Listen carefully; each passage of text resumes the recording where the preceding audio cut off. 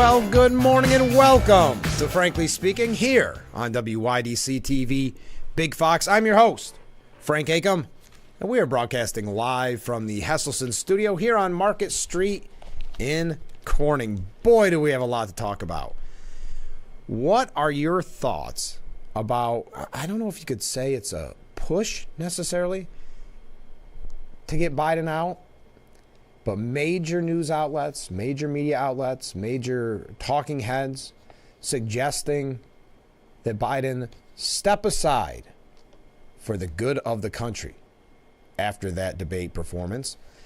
Enough people, well, you've got to remember too, on Friday, Barack Obama came out and said, nope, everybody has a bad performance every once in a while, nothing to see here. So that's a really big endorsement. Because many speculated that it would have to take the bigger names like Obama, perhaps Nancy Pelosi, to call for his ouster, for him to step aside. But he did meet with his family, it is being reported. I mean, kind of a sit down. Many people questioning as well Jill Biden's role in all of this and her hunger for power or her love for being first lady. So we're going to talk about all of that. It's a kind of a fun mental game. What is your prediction? I almost feel like every time I check the news, I'm waiting for that breaking news that perhaps Biden steps aside. What's your thoughts? Do you believe come November we'll be voting for one or the other, Trump, Biden? Your thoughts on this morning's broadcast. First, though, there's an interesting update on the anti-Israel protests, which we've talked so much about, and I wanted to give that to you to start off the program, and the rest will pretty much be about Biden. I do have a couple of New York State issues that we may get to as well, but now anti-Israel agitators are protesting at pride parades. On the final day of Pride Month, anti-Israel agitators disrupted the New York Pride Parade by blocking the route and vandalizing and destroying floats. Interesting, kind of the left, turning on the left here. Video posted on social media shows a group of anti-Israel agitators sitting on the street with posters and shouting "Free Palestine" and, of course, from the sea to the river, Palestine will be free. It is certainly a more active presence this year in terms of protests at Pride events, said Sandra Perez, the executive director of New York City Pride. But we were born out of a protest. Another video shows anti-Israel protesters vandalizing floats and vehicles during the parade, even spray painting a truck carrying a pride group. The Palestinian protesters in New York are making it clear they don't want the support of the LGBTQ community, one user commented. When the left eats itself, it's always enjoyable, said another user. The protesters continued through the night with reports of brawls breaking out involving anti-Israel protests. Some reports indicate some protesters climbing over barricades and tossing fake blood. Dozens of protesters were also handcuffed with zip ties by police. New York's theme this year for the Pride Parade was Reflect, Empower, Unite. So an example of the left turning on the left. We'll see how this maybe changes some attitudes regarding the anti-Israel protests, or maybe not. Now, the university protests, where this all started, there is a new GOP bill, a new Republican bill, that calls out, quote, woke universities. Representative Jim Banks, a Republican from Indiana, and House GOP conference chair, Elise Stefanik, who is on, well, at least has been reported that she's on the short list as Trump's vice president. They introduced a bill called the No Tax Dollars for College Encampments Act, and it's backed by 6 of their fellow House Republicans and several conservative groups like Parents Defending Education Action. It's part of House Republicans' continued response to the wave of anti-Israel protests that wreaked havoc on college campuses not that long ago. Students and other activists set up encampments at top universities like Columbia and the University of South Carolina, the University of Michigan, etc. We've talked about that extensively. The bill says last school year, makeshift encampments were allowed to flourish on campuses across the country, disrupting classes and intimidating Jewish students. This is unacceptable. My legislation holds those woke universities accountable and ensures the enforcement protest rules fairly and equally, not only when it fits their political agenda, said Banks. Stefanik told Fox News this legislation would prevent the disgraceful mob riots we saw overtake campuses across the country, including Columbia University, and make sure school leaders are enforcing policies against hostile campus takeovers. Any university leader that fails to stand up for our Jewish community will be held accountable. This bill would amend the Higher Education Act of 1965 to require universities that receive federal funds to disclose what kind of policies they have to deal with civil disturbances on campus and how they enforce those rules. It would also mandate close monitoring of campus crime statistics at these schools. It's not clear whether anyone has been charged in the New York City protest, the Columbia protest. 30 people charged with criminal trespassing for taking over Columbia's Hamilton Hall, for example, had their cases dismissed. All the while, Jewish students have reported feeling unsafe on campuses and have claimed to witness and experiencing a troubling uptick in anti-Semitism. It's inspired House GOP investigators to launch a high-profile probe in how universities are handling these issues. One more in this vein. A former New Yorker whose brother was stabbed to death by a Palestinian in the West Bank is begging his Jewish brethren to wake up and ditch New York in favor of the land of milk and honey. Queens native Hillel Fold, who moved to Israel at 15, believes Israel is the safest place for Jews as anti-Semitic crimes soar in the United States. Jews, get out. Get the blank out while you still can, he said. The 45-year-old married father of 5 who lives in Tel Aviv and Jerusalem called the recent spate of violent attacks in the native New York and around the U.S. heartbreaking. Read the writing on the wall, he pleaded. Nobody has to lecture me on terrorism. I know it. You are no longer safe on the streets of New York or on Los Angeles. Now, if you look at the latest crime rates, anti-Semitic hate crimes are up 45% this year. And the emboldened nature of recent attacks, many captured on shocking video, raise even more alarms. Earlier this month, and we're not going to go through all of these, but earlier this month, 24-year-old Anas Salah commandeered a packed rush-hour subway train demanding the Zionists identify themselves. If you recall, yes, they did finally find that man, and he is being charged. This is literally 1930s Europe. It's scary this could happen in New York. Now, the tech guru with a massive social media presence claimed he's not being an alarmist when he draws parallels between what he hears about his native New York City with a dangerous climate of Auschwitz survivor his grandmother experienced as a youngster. Those whose strategy is to wait and see are in denial, he said. We always say, but we're the most German people, he said, invoking a common refrain about the German Jews who didn't think the Holocaust could befall humanity. So that's just a quick update. And I think that is the only story besides the debate, well, a couple New York State issues that I have. What are your thoughts? Do you believe that Biden will step aside? It sounds as if his family, specifically Hunter, has been very outspoken, does not want him to resign. Some saying, hey, he had a bad night. That's what Obama said. One bad night. We've all had bad debates. Others suggesting Trump drop out. You're probably saying, why? I know. But we have examples of that as well. Nancy Pelosi says it's clear that Trump has dementia. But according, and we'll get to this when we come back from break, but a new poll devastating to Biden because an increasing number of voters don't think he should be running. And I don't know, and I've heard a lot of people say this. Watched Greg Gutfeld talk about this and many in the media of how often the media lied to us. Remember when we were lectured that we can't bring up these videos because they're probably cheap fakes? We said, boy, that doesn't seem right. Seems like, just like with the economy and so many other issues, it was a never mind what you're seeing with your eyes. Believe us. Well, President Biden could not hide from the American people when he got on that debate stage. So we're going to dive into the polling numbers, what people have been saying over the weekend. Oh, also, I'd love to know if you watched the cardboard boat regatta this weekend. It broadcast I think it started on Friday or Saturday. Saturday. And I heard some comments from people texting saying they enjoyed it. If you saw the Cardboard Boat Regatta, what did you think? I'd love to hear from you on that. And I know we actually had a couple people reach out and ask about the times. A few of those obviously are out of date now.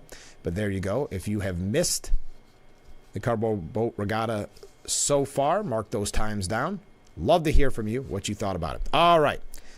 Let's get back to the main screen. There we go. We're going to take our first break. We're just getting started on this Monday morning edition, the first day of July. It's 6:10. We'll be right back after this.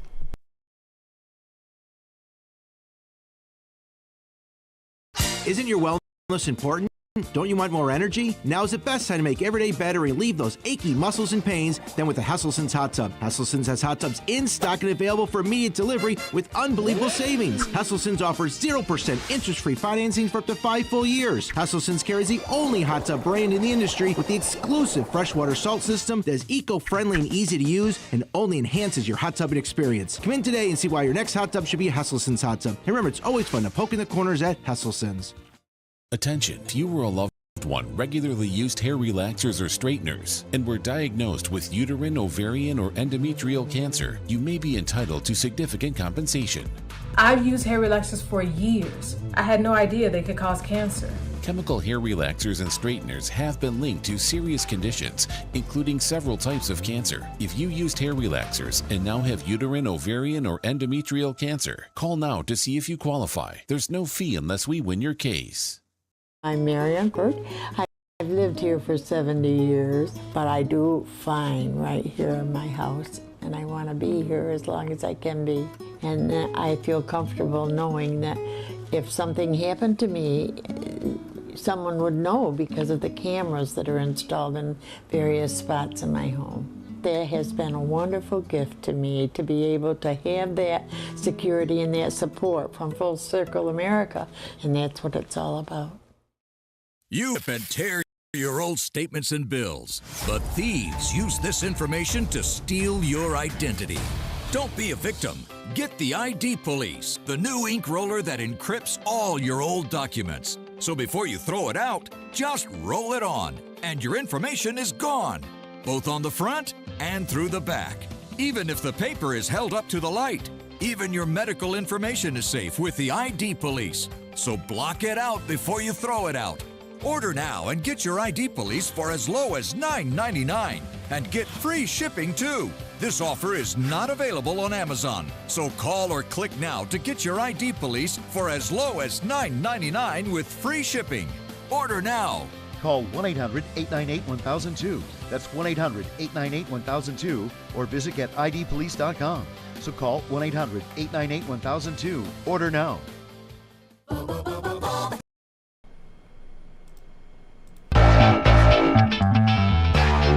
Our beautiful view of historic Market Street as we broadcast live from the Hesselson studio. Thank you so much for joining us this morning on Frankly Speaking. One other story that I did want to mention before we get into Biden. Did you see that Tractor Supply has reversed course? They were going full DEI, and then the boycotts began.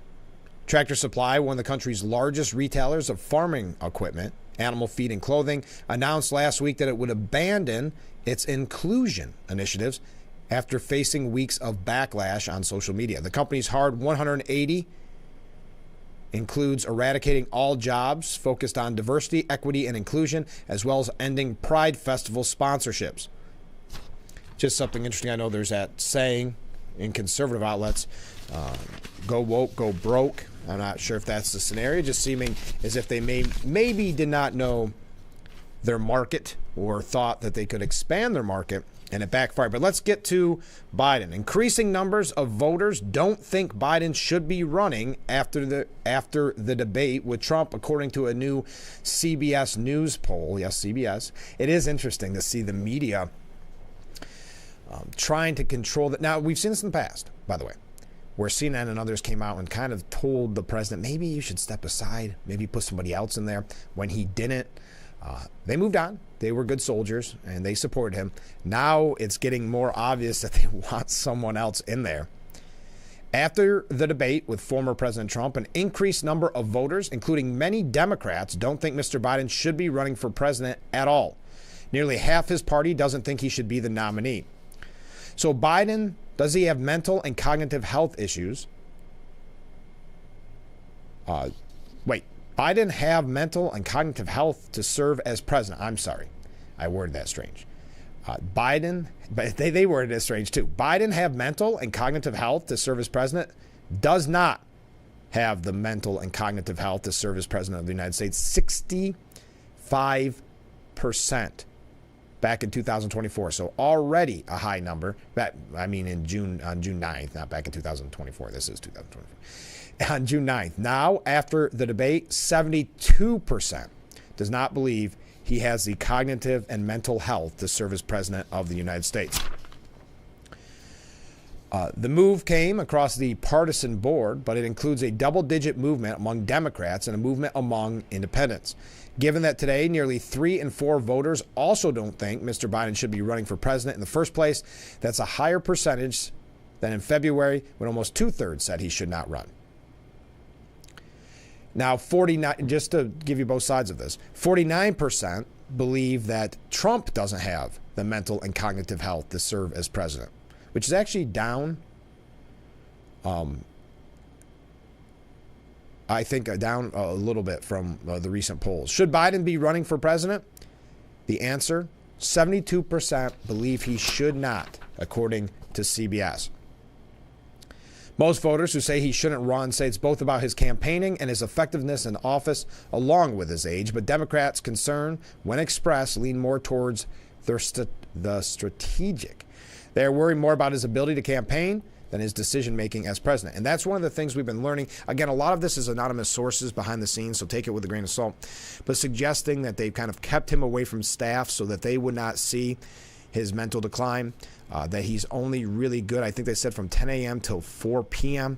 That's kind of the window you have where he is more sharp, more aware. And I'm not going to go through all of these numbers. But it says here that Mr. Biden has made no meaningful inroads on convincing voters that a second term would make them financially better off.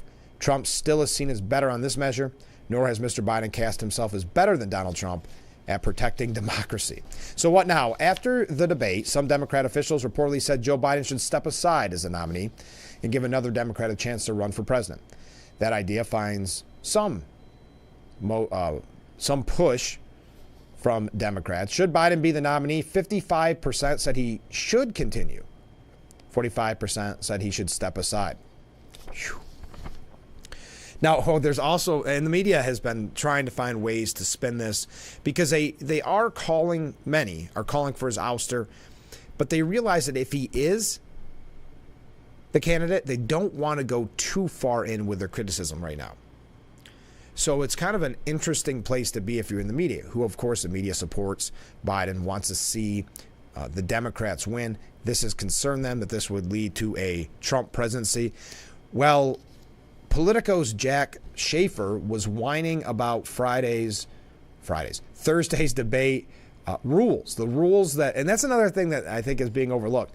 These rules were all in Biden's favor, and yet this was his performance. So you can't blame outside factors. So he created all the rules, many rules that you and I were critical of, wishing that Trump wouldn't have agreed to them. But then you look at it, and you've got to say that the no audience, I think, played in Trump's favor because he didn't have, what's the word I'm looking for? He didn't have the audience to play off of. So if he gets booed, he goes back in. Or if he gets claps and laughs, goes back in. So it actually played in his favor. The mic being cut off played in his favor. Well, Politico's Jack Schaefer said, staged by CNN in an audience-free soundstage, in which even competing reporters were banned, the Biden-Trump debate had more ground rules than an ultimate fighting match. Many assumed that these new rules would hurt Trump, given that he feeds off live audiences. That wasn't the case, as the new format prodded him in a relatively measured and dignified direction. In contrast, Biden's halting speech, and that's one way of putting it, halting speech and inanimate effect were on obvious display.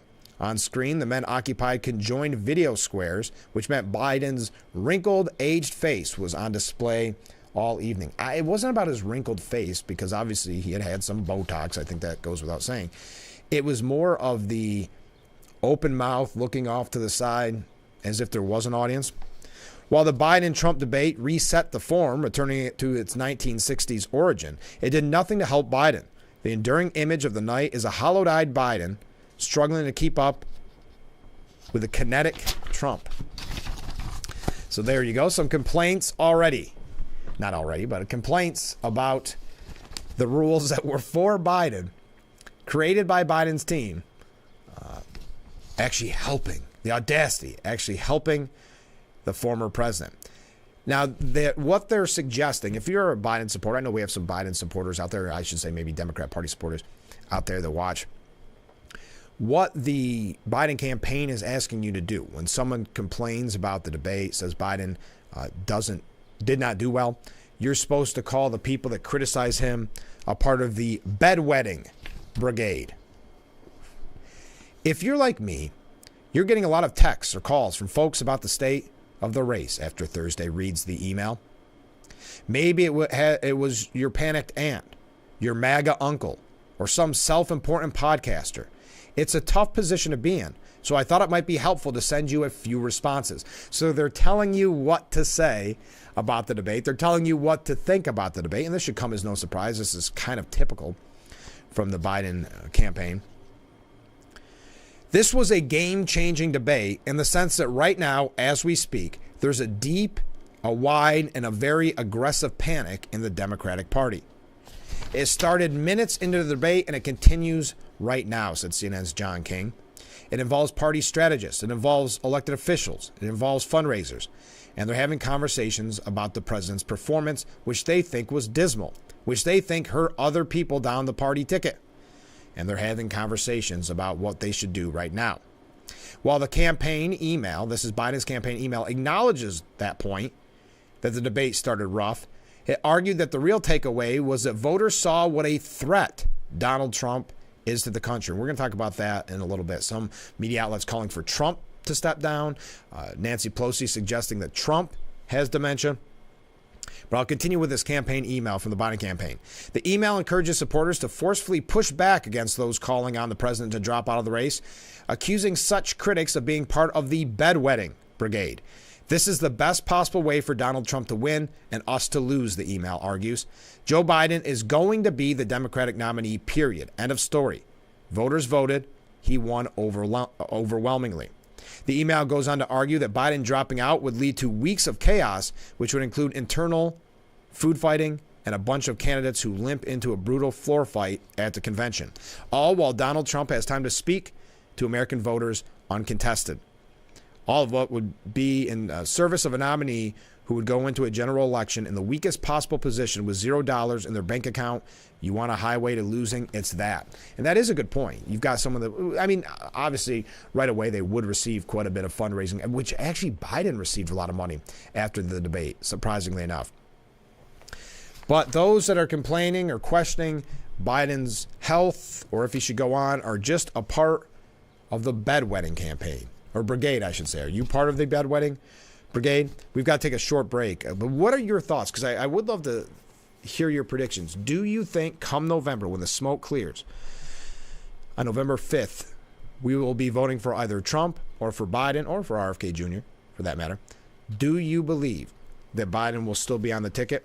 I guess we could say even at the convention, which their convention, I know many are speculating that the debate was actually done so early so that if Biden had a disastrous performance like he did, that they would have time to replace him. But boy, it seems like, as I said on Friday's program, seems like this is going to, if there is going to be a replacement, it would have to be done sooner than later. Every day that goes by, to me, signals a better likelihood that Biden will still be on the ticket. Your thoughts, I'd love to hear from you, but we got to take break number 2 on this Monday morning edition on your first day of July. Stay with us.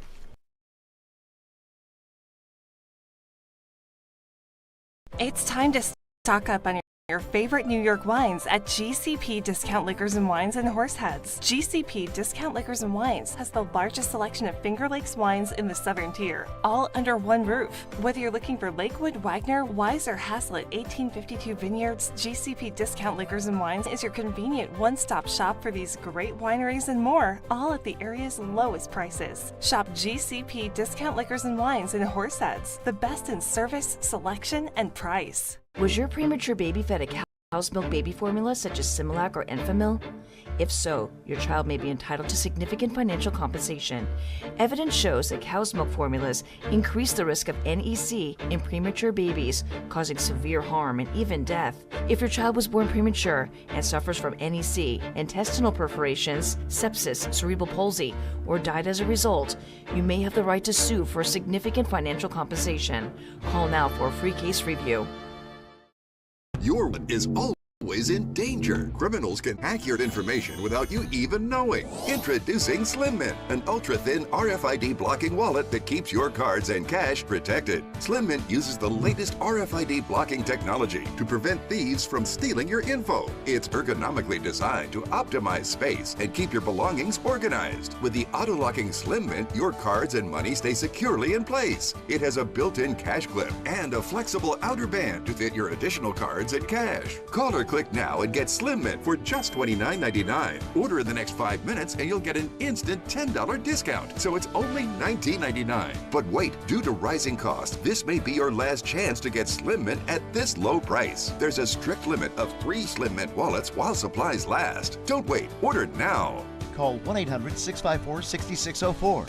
Call or visit slimmintwallet.com. So call 1-800-654-6604. Order now.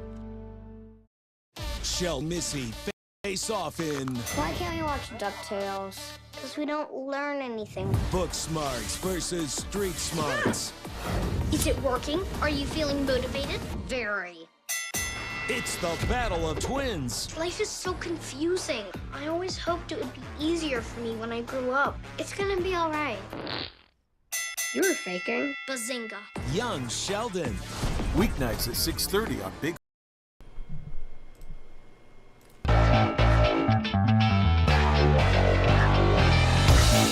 Broadcasting live from the Hesselson studio. You're watching Frankly Speaking. Thanks so much for joining us this morning. A couple of quick things before we get back into Biden that I don't want to glance over. Just like in the United Kingdom, the United States holds a very important contest on the 4th of July to choose a new leader. And that leader is the winner of the Nathan's Hot Dog Eating Contest, now that Joey Chestnut will not be participating. The reason I mentioned this, and of course you may watch on July 4th, you may not. I know we talked about it quite a bit when Joey Chestnut first had this controversy because he was endorsed by a plant-based meat company called Impossible Foods. But he is now going to do a hot dog eating contest the same day, but he's doing it at Fort Bliss, and he's going to compete against soldiers. I don't know if that will be televised. I have my doubts. But that was an update from a story we had for you about a month ago. Also, today is a ruling. They I guess, know that the ruling is coming out on Donald Trump's immunity case. And a decision by the Supreme Court last week seems to have bolstered Trump's chances. The majority sided with the defendant in an obstruction case from the January 6, 2021 riots, ruling that obstruction of an official proceeding had to involve documents or other information. 2 of the 4 felony charges against Trump for his efforts to subvert the 2020 presidential election involve that same obstruction law. If the court finds similar for Trump, the case could be sent back to a district court. So just an update. If we hear anything, we will continue to report on it, and I will, of course, report on it tomorrow. So Biden's campaign says that the debate did not change the horse race. The Hill reports that Biden's campaign chief, Jen O'Malley Dillon, delivered the missive, stating the time has come to move on. Flash polls from CNN. 538, Survey USA, Morning Consult, and data for the progress show what we expected. The debate did not change the horse race. This mirrors what the campaign's internal post-debate polling showed. The president maintained his support among his 2020 voters, and voters' opinions were not changed. The memo runs contrary to a slew of media and political observations, including Democrats, that Biden's showing against former President Donald Trump was unmitigated disaster. It's a familiar story. Following Thursday night's debate, the Beltway class is counting Joe Biden out, O'Malley Dillon said. She maintained on every metric that matters, data shows it did nothing to change the American people's perspective. Our supporters are more fired up than ever, and Donald Trump only reminded voters of why they fired him 4 years ago and failed to expand his appeal beyond his MAGA base. What are your thoughts? I just find this so fascinating because I never thought I'd see a day. Well, yeah, I never thought I'd see a day where the media would turn on him quite as much as they have, almost sending out the message saying, hey, it's time to step aside, time to move on. And then the criticism of Jill Biden. Jill Biden takes flack for urging Joe to carry on. Jill Biden is under fire from Democrat donors for refusing to advise the president to pull out of the race. The First Lady was on... she was attending several fundraising events alongside her husband in New York. Yeah, the president was in New York, by the way. But some donors said they were skipping an event in the Hamptons after Biden's disastrous performance. Lots of people are blaming his wife for not telling him to step aside, said the New York Post.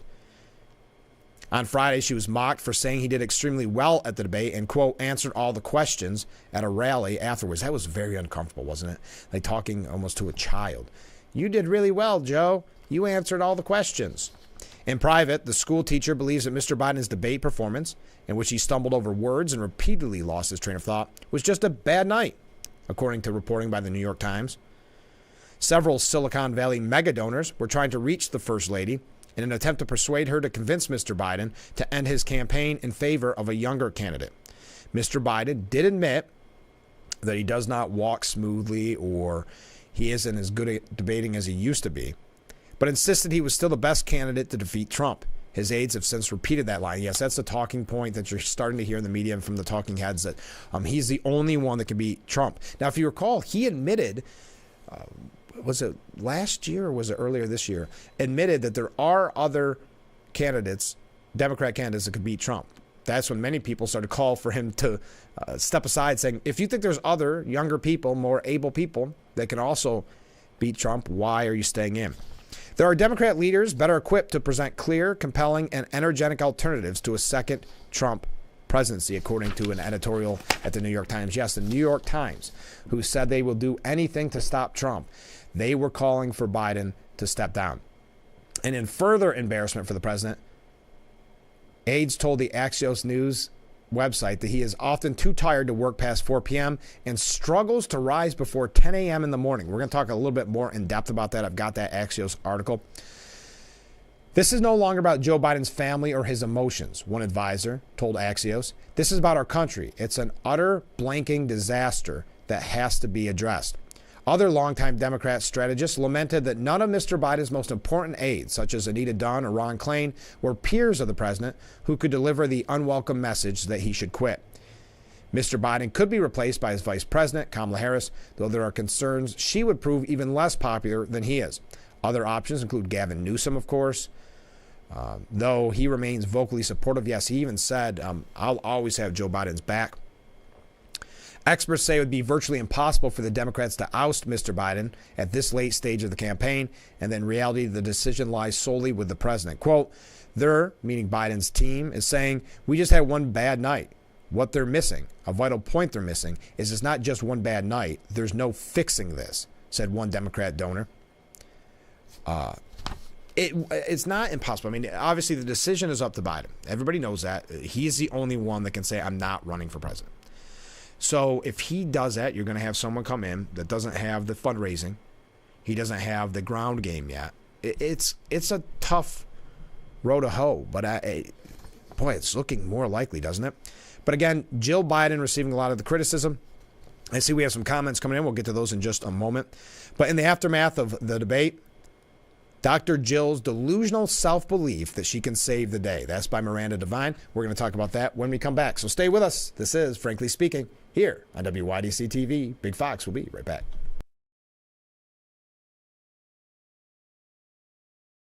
Your Elmira Pioneers are back at historic Dunfield Wednesday, July 3rd. It's Seat Tran Passenger Appreciation Night and post-game fireworks courtesy of Transdev.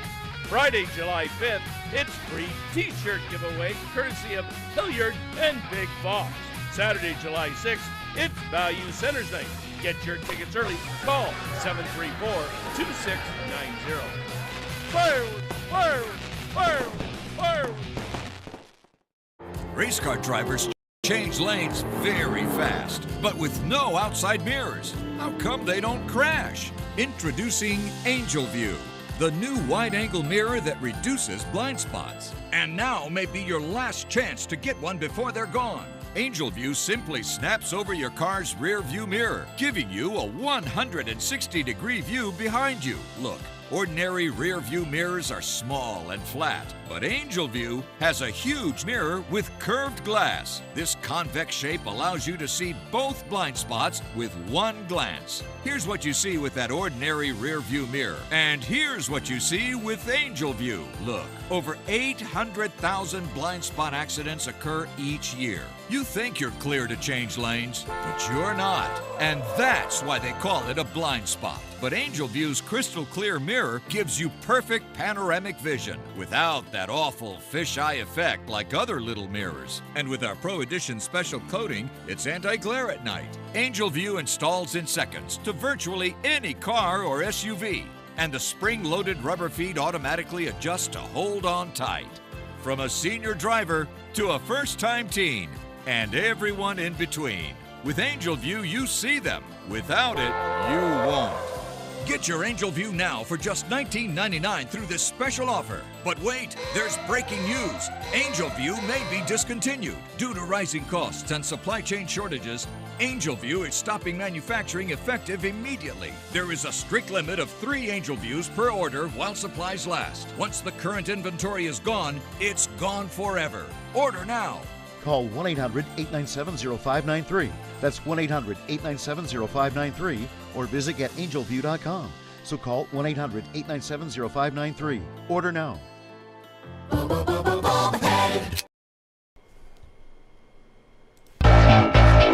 And we are back. Thanks for joining us here on Frankly Speaking. Let's get to viewer comments. All bets are off for this viewer. All I know is the Dems are so afraid of Trump, they will stop at nothing to keep him out. If Trump ends up in jail, they want him to die in prison. All of us must be suspicious of why they are so afraid. Another viewer. I don't think the Dems that are actually running the country are panicking. I think their plan is proceeding as planned. And after listening to both sides over the weekend, I have the following thoughts. 1, the Dems have always planned on someone other than Biden being the eventual candidate. They pushed him to announce he was running for another term so the voters wouldn't have a choice during the primary. 2, now after the debate, which was held per the Democrat rules, the voters see that they have been lied to about Biden's cognitive state and wonder who is running the country. The Dems have planned this to happen, which will start the process of having Biden step aside just before the convention. 3, the Dems will put up a list of possible delegates to be voted on during the convention. This ensures that the voters don't have to have a say in who the ultimate candidate will be. The loyal Democrat delegates will be told behind the scenes who they are to install as a new candidate. 4, the above actions ensure that the new candidate is handpicked by the current handlers, power brokers, and that there will be a very short vetting period, and that the liberal agenda currently underway proceeds forward. Well, you raise a good point. People maybe say, Ken, that, well, that's conspiratorial. The Democrats have shown a history. They have a history of not believing in their own voters. I would ask Bernie Sanders supporters if they would agree with me on that. Hillary Clinton, the fix was in.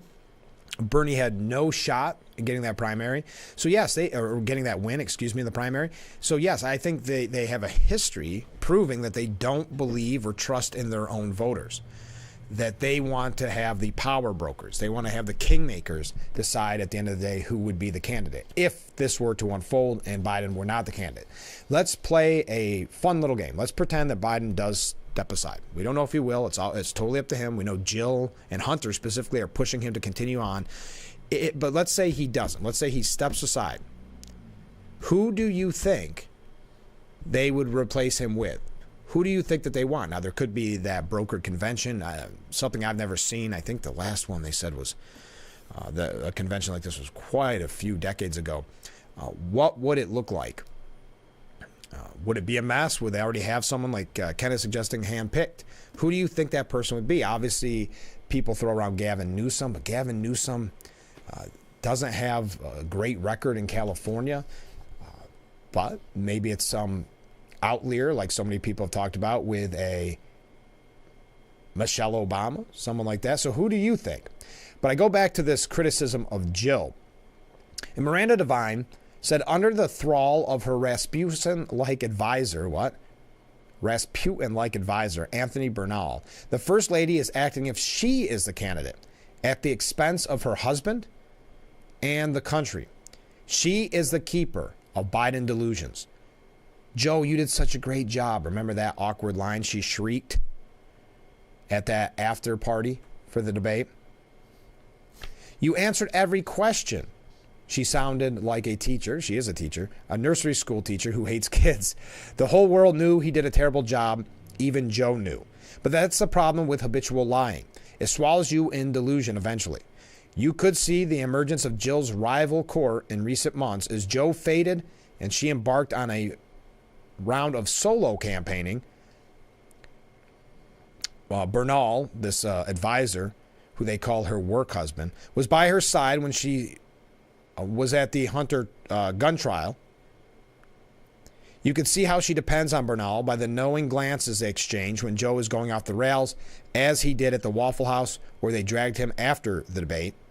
As Joe babbled to random customers, Bernal turned to look at Jill and raised both eyebrows in the expression of alarm. These days, Joe always plays second fiddle to his wife. Jill makes it clear she has more important things to do than play nursemaid to her doddering husband. You could see it in France when she left a disoriented Joe to the mercies of a reluctant Brigitte Macron while she strode ahead with French President Macron. You saw it over the weekend when she was having the time of her life, hobnobbing with the rich and famous in East Hampton while Joe's face seemed locked in a grimace. Naturally, she spoke first at the fundraiser at the $147 million mansion of a hedge fund billionaire, where reporters were instructed to wear shoe covers.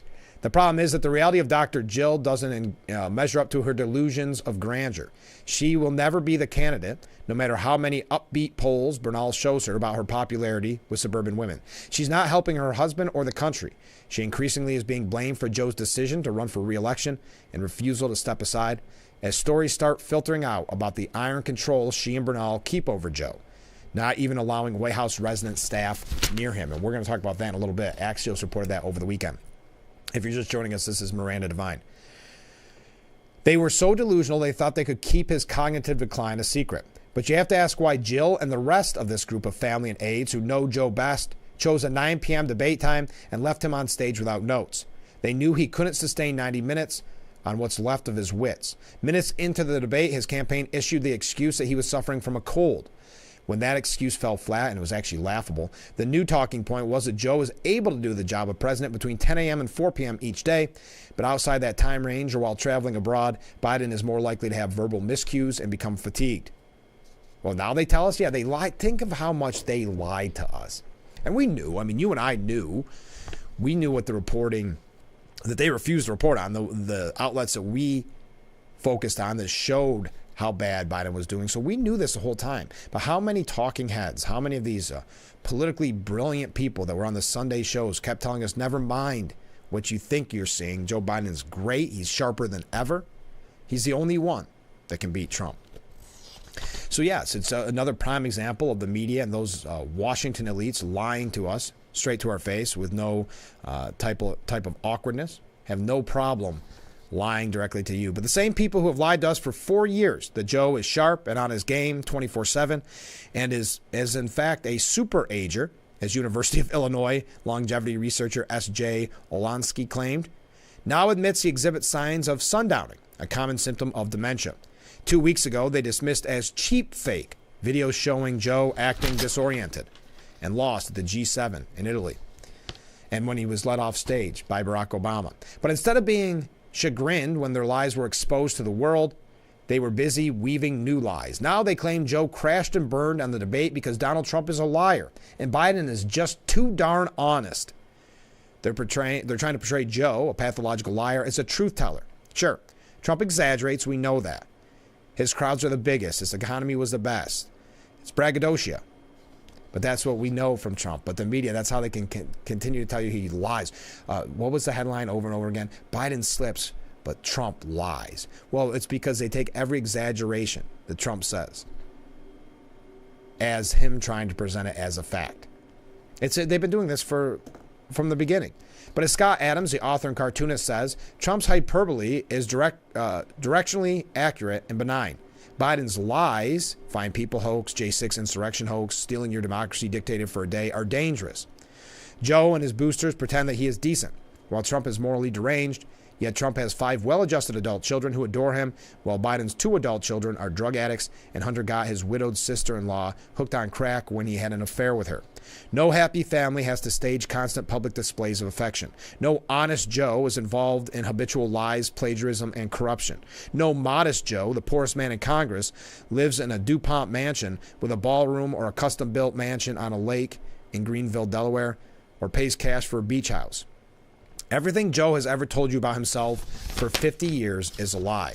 Joe has lied for so long that he's come to believe his own lies, like his uncle was eaten by cannibals. He was top of his class. He grew up in the black church. His father was a coal miner. The problem is that lies are contagious. Clearly, the Biden family is afflicted, as we saw when his son Hunter and brother Joe allegedly lied under oath to Congress. Jill lies about Joe when she goes on The View and declares he has integrity. He's strong, smart, energetic. Yet she knows the truth as well as anyone. Worse still, this is the commander-in-chief who is a habitual liar. It sickens a nation and it turns it towards totalitarianism. Ultimately, lies become self-delusional and the habitual liar loses the ability to discern fact from fiction. It gets worse as the brain ages. Lies eventually impair the memory because it's too hard to keep track. A lifetime of lies came crashing down on Biden Thursday night in a display that can never be unseen. Lies have consequences. That's Miranda Devine. We're running late. Stay with us. We'll be right back with Frankly Speaking here on WYDC TV. Big Fox.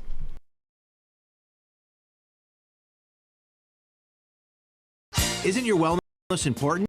Don't you want more energy? Now's the best time to make every day better and relieve those achy muscles and pains than with the Hesselsen's Hot Tub. Hesselsen's has hot tubs in stock and available for immediate delivery with unbelievable savings. Hesselsen's offers 0% interest-free financing for up to 5 full years. Hesselsen's carries the only hot tub brand in the industry with the exclusive freshwater salt system that is eco-friendly and easy to use and only enhances your hot tubbing experience. Come in today and see why your next hot tub should be a Hesselsen's hot tub. And remember, it's always fun to poke in the corners at Hesselsen's. Attention, this is an important message for firefighters, members of the military, and airport workers. For decades, first responders and firefighters at military bases and airports used a chemical-based foam to fight fires. Studies have shown that chemicals used to make aqueous film-forming foam, or AFFF, are highly toxic to humans and have been associated with several types of cancer. If you or someone you know was diagnosed with any of those cancers, call now for a free case review.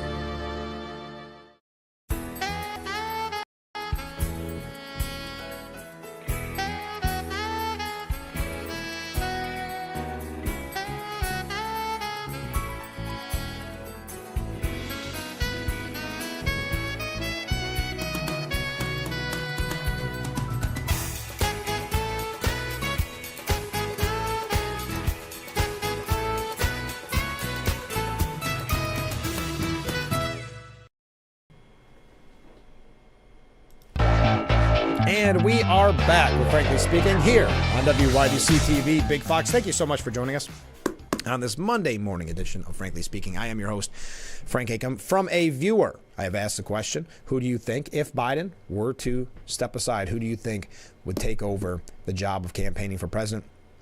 This viewer says Michelle Obama and Newsom or Clinton as VP.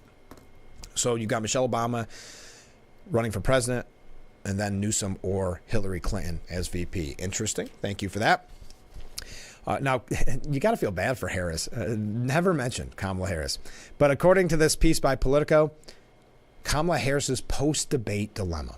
The vice president is caught between loyalty and ambition, and some allies are chafing. Amid all of the Democrat panic texting, why is it all about texting? I know I mentioned this on Friday. I'm going to drop it. But everybody keeps talking about how many texts they received after this. Anyway, by Biden's shaky debate performance, one name was curiously absent from many of those conversations. Vice President Kamala Harris. Names including Gavin Newsom and Gretchen Whitmer trended online as potential replacements, while Harris, by several measures the most obvious and best positioned candidate, was left to publicly defend Biden at the single worst moment of their 4-year-old political partnership. That was to the chagrin of some Harris allies who are privately expressing frustration that her name is not being mentioned in the same company as ambitious Democrats. But they can do little about it. Harris is laboring under a de facto mandate to defend him. There's nothing that she could do to externally that would be wise. Her best strategy is to internally just be an amazing VP. Well, might as well start that now. Because it definitely hasn't been the case for the last 3.5 years. But it's got to hurt a little bit. And how many Harris allies do you think there are? Do you think there's a lot of people looking to push Harris for president? Behind the scenes, her name is not even considered in the mix. Hakeem Jeffries assured Connecticut Democrats over the weekend that Joe Biden can win the election. That a glitch in his campaign, this debate, will require an all-hands-on-deck moment to win the White House for another term. Certainly, as Joe Biden himself has acknowledged, the debate did not go the way that he would have hoped. It was a setback. But he learned in church growing up that a setback is nothing more than a setup for a comeback. And the Democrat Party can always come back on behalf of the American people. And we know Joe Biden is a good man, an honest man, a family man, who's running against a con man on the other side of the aisle. The Democrat Party will always stand on the side of truth, which is why it's an all-hands-on-deck moment to win in November. So that's Hakeem Jeffries. We've got a lot more on this, but we got to take another short break because I am running a little bit late this morning. I'm not going to say who would you like to see, but if Biden were to resign or to step down, who do you think would be put in place to run at the convention? That's the billion-dollar question. Do you think, I'll ask you this as well, do you think Biden will step down? Or do you think he's in it till November? Let me know. Love to hear from you. You see the number on the bottom of your screen. You can text or leave a voicemail at any time. And when we come back, you're going to see the difference in reporting because some say, no, he's going right up till the end. He's going to be in November. Others saying, no, Democrats don't want him. And then others are saying, yes, Democrats still support him. That's the problem with anonymous sources and the quote-unquote journalists that report on politics. But we got to take that break. I don't want to run really, really late. We'll be right back.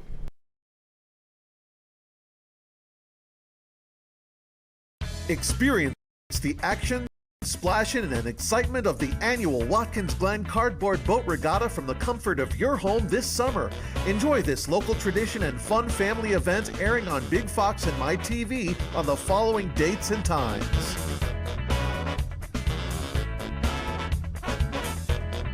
The Watkins Glen Cardboard Boat Regatta broadcast brought to you by these fine sponsors. Attention, if you were a loved one regularly used hair relaxers or straighteners and were diagnosed with uterine, ovarian, or endometrial cancer, you may be entitled to significant compensation. I've used hair relaxers for years. I had no idea they could cause cancer. Chemical hair relaxers and straighteners have been linked to serious conditions, including several types of cancer. If you used hair relaxers and now have uterine, ovarian, or endometrial cancer, call now to see if you qualify. There's no fee unless we win your case. Welcome to Frankly Speaking, talking to the people that affect your life, that affect all of our day-to-day lives. This is something you're not going to get anywhere else. We've got a lot to offer. There'll be a lot of news, local, regional, national, really the things that affect you. And I think you'll be glad that you tuned in. So think of it as radio on TV.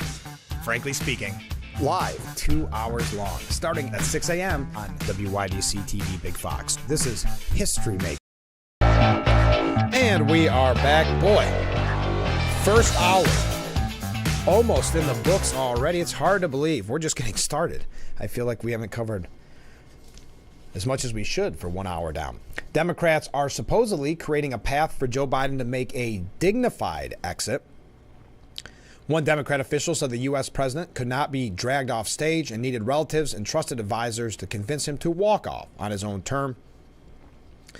Senior Democrats and friends of Mr. Biden pushed for the conversation to happen over the weekend. However, his family are said to have urged him to stay in the race when they met on Sunday, while expressing frustration with aides who prepared him for the debate. Yes, they're actually saying that the family is supporting him, wants him to stay in the race, and now they're talking about firing some of his trusted aides. We'll talk about that in the next hour. Oh, also, I forgot. We had a comment from a viewer. The truth about the political landscape as viewed from space is the fear of Trump is most likely his unpolished, non-lawyer reviewed, unscripted, off-the-cuff manner. It throws the Democrat algorithm to the wind because of his inability to be controlled by those who actually run things in the background. And that's one of the things they were blaming Biden's performance on, that, well, Trump just lied so much, that his style is so unorthodox, that Biden was confused because he's just so darn honest. But according to this piece by Benedict Smith, among those pushing Mr. Biden to keep fighting on is his son Hunter, who wants to repair the damage done to his reputation by Thursday's debate. A Biden campaign source downplayed the significance of the gathering, insisting the stay had been planned sometime in advance, adding that discussions about his re-election bid would be informal or an afterthought. However, Mr. Biden has previously said he would not run a political campaign without the support of his family. We do everything by family meetings, he said. Do you think, before we go, or there's more on this too, yeah, there's a lot of outlets that are doing kind of constant updates on this. That's why I think I'm just waiting for that breaking news alert. No other Democrat can beat Trump. That is a new talking point that the Biden campaign is pushing out. Again, Biden's critics are dismissed as the bedwetting brigade. Trump campaign hopes Biden stays in the race. At a rally in Virginia on Friday, Trump reveled in the criticism of Biden's shabby performance, seeing it as acknowledgement of his victory. He mocked the president's apparent over-preparation for the event, saying he studied so hard that he didn't know what the heck he was doing. This should come as no surprise that Trump and so many others have been calling this out for a long time, saying that Biden's mental health was not there. But the media would call you a conspiracy theorist, say, how dare you, attack you for feeling that way, for saying that, hey, I've seen the videos too. But they say, no, they're nothing but cheap fakes. They're nothing but overreactions. They've been lying to you, folks. The media, as always, has been lying to you. Top Democrats are panicking over his debate performance. The New York Times, this is just a quick rundown before we go to our break and start the second hour. The New York Times has called on Joe Biden to step down. Joe Biden tells donors he won more voters than Trump during disastrous debate. The list goes on and on. We've got so much more to talk about. We're going to be running fast in the next hour, so don't go anywhere. We've got a lot to cover. We may get to some New York State issues. If we don't, there is a piece at the Empire Report, if you get a chance this morning, about the end of Regents here in New York. I know we talked about that a few weeks ago, but what that path looks like going forward.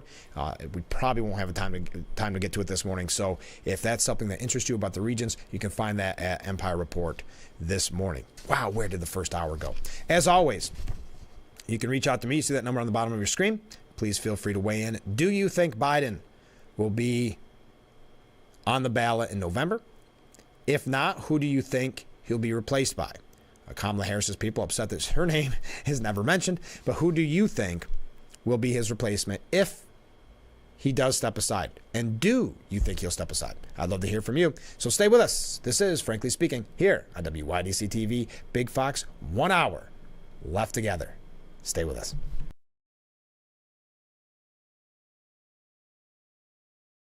Looks like y'all got a lot of stuff here in your water. You're never gonna believe it, but this can filter up to 60 different contaminants from your water. It's all about cleaner drinking water. Dude, that's good water. And that's good water. Now that's good water. That's good water, eh? No matter where you live, there's a Culligan water expert nearby. At Culligan, we think about your water, so you don't have to. Call today to schedule your free water test. Attention, you were a loved one regularly used hair relaxers or straighteners and were diagnosed with uterine, ovarian, or endometrial cancer. You may be entitled to significant compensation. I've used hair relaxers for years. I had no idea they could cause cancer. Chemical hair relaxers and straighteners have been linked to serious conditions, including several types of cancer. If you used hair relaxers and now have uterine, ovarian, or endometrial cancer, call now to see if you qualify. There's no fee unless we win your case. Experience the action, splashing, and excitement of the annual Watkins Glen Cardboard Boat Regatta from the comfort of your home this summer.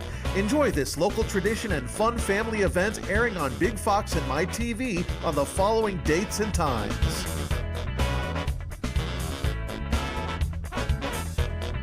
The Watkins Glen Cardboard Boat Regatta broadcast brought to you by these fine sponsors.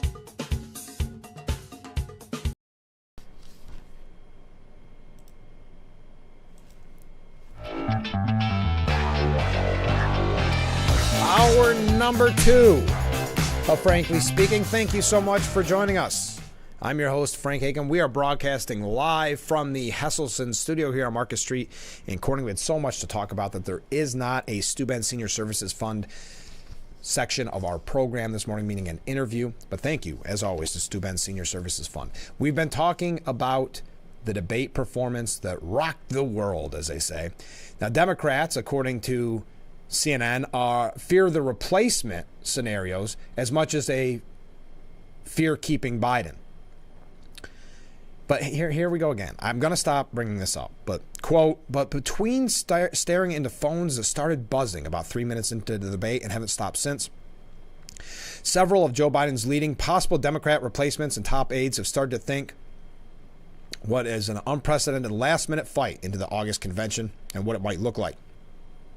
They're already carefully monitoring their prospective opponents' moves as they go, looking both for openings and ways to call them out for getting ahead of the president. Multiple people connected with other candidates, for example, noted the, quote, interesting timing of an already scheduled fundraising appeal that Michigan Governor Gretchen Whitmer's PAC texted out on Friday evening that reads almost like a mission statement for her and points out how she won in her key presidential battleground state. More than 24 top Democrat officials, political operatives, and donors tied to Biden, and too many of the people most discussed as potential substitutes, many of whom asked for anonymity to discuss the most politically fraught situation have ever encountered. So they're terrified by nearly every scenario. Going forward with Biden, a Kamala Harris nomination, a nomination of someone else who would be, in that case, have beaten the first black female vice president, long nights of multiple ballots, spilling ideological and personal feuds on national television, even just revelations of embarrassing details about people who have never been vetted by a national campaign. I'm not going to get into all this. This is from CNN, but that's an interesting point. If someone does run, other than Biden, and they fight off Harris, they will be attempting anyway to defeat the first black vice president. That's interesting. Black female vice president. Democrats are feeling the ground move beneath their feet, says CNN. It could be a Category 5 hurricane. And they talk about the convention and what that could look like and the mess that it would all lead to, the chaos. They would be, as they already are, the party of chaos. There's so many names being thrown around. Harris, J.B. Pritzker, Whitmer, Kentucky Governor Andy Beshear, California Governor Gavin Newsom, of course, Arizona Senator Mark Kelly, Georgia Senator Raphael Warnock, Transportation Secretary Pete Buttigieg, and even Pennsylvania Governor Josh Shapiro and Maryland Governor Wes Moore. Those are some of the names being thrown around. Who do you think it would be? Now, Democrats support Biden after the debate performance. He's got 2 more swings, is what James Clyburn said. Clyburn described Biden's debate performance as being strike one. Biden appeared to look confused, froze, and had trouble getting through his prepared closing statement. That was strike one, Clyburn told the outlet. If this were a ball game, he's got 2 more swings. And that Democrats should focus on his record, focus on substance. We have a workhorse on behalf of the American people. We've got a show horse that's trying to get him out of office. It's a mess, the media reports. Now, Biden did turn to his family on his path toward overcoming this disastrous debate. So far, the party's top leaders have offered public support for Biden. That's very important, like Barack Obama, because we had mentioned on Friday, if Barack Obama or Nancy Pelosi or something like that said, yeah, maybe it's time for Joe to step aside, he would have stepped aside. Tweets were posted by former Presidents Barack Obama and Bill Clinton. When did Clinton become fashionable again? Do you remember during the Me Too movement, a lot of people, specifically our Senator Gillibrand, calling out the former president, not wanting his help, not wanting his campaign help, even though she had relied on it so many times in the past, throwing him under the bus. I guess he's back in favor. Just something to keep in mind. Senior congressional Democrats, including Representative Hakeem Jeffries, Jim Clyburn, and Nancy Pelosi, have privately expressed concerns about his viability, said two sources apprised of those discussions, even as they all publicly back the president. One Democrat House member who believes Biden should drop out of the race but has yet to call for it publicly told NBC News that 3 colleagues expressed the same sentiment to him during votes on the House floor on Friday. Speaker Pelosi has full confidence in President Biden and looks forward to attending his inauguration on January 20th, 2025, Ian Krager said in a statement. Any suggestion that she's engaged in a different course of action is simply not true. So Biden turning to his family over the weekend, he went to New York for the donors. Like a Band-Aid on a bullet wound, said one Hampton donor, divided on Biden after the fundraiser. On Saturday night in the Hamptons, the buzz at dinner parties and restaurants was about President Biden's performance at a local upscale fundraiser and traffic nightmares that it caused. Now, the president did get largely good reviews at that fundraiser. Words like strong and energetic were used to describe his appearance. One political veteran told Page Six most people said they felt better after seeing Biden, but some felt worse. The unconvinced Democrat insider said that while some of the daytime events were reassuring that Biden addressed a bad debate in his brief speech, it was like he was putting a Band-Aid on a bullet wound. He did not have a bad debate. He was visibly unwell, said the donor. Biden looked and sounded good, an attendee at the Hamptons event said. That the president gave a short speech, but a strong speech. The mood was good. People are concerned, but no one is backing down. People are still very committed. They all feel that they must defeat Trump. It will be incumbent on Biden and his campaign to continue to perform and show that the debate was a fluke. That's what people want to see. Step one was today, and he did a good job. A source at the afternoon event said that there were about 200 to 250 attendees at the fundraiser, and that it was sold out, that they had to turn people away. But they are saying it's basically the same speech that he gave on Friday night. The debate is all anyone was talking about. The donor crowd and people in general were just concerned after Thursday night.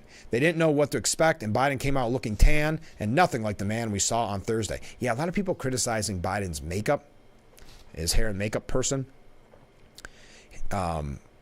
His mouth wasn't gaping. He was energetic and gave a great speech. I felt much better after watching it. Now, a top Democrat donor says it's wishful thinking that Biden will quit the race despite the appalling debate performance. Any notion that Biden's going to step aside is wishful thinking, said Myers. I thought the performance was appalling, but he can turn it around. Now, Myers is a longtime Democrat donor, but they saying that's wishful thinking. Do you think, I mean, it would be tough.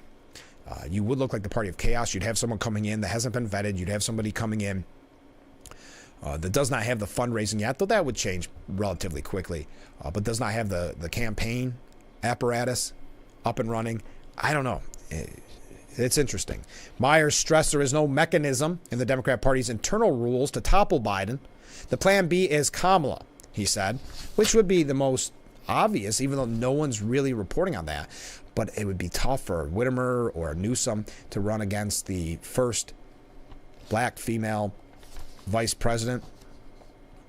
I'm watching the polls closely in the swing states. If Trump pulls ahead by 8 to 9 points in the swing states over the next 3 to 4 weeks, then there'll be people legitimately asking him to step aside. Yeah, I think a lot of it does have to do with polls, though there's a piece out there, and I'd love to hear your thoughts on this. There's a piece out today suggesting, and I think it's Trump's campaign that is suggesting it, that he could win New York and New Jersey.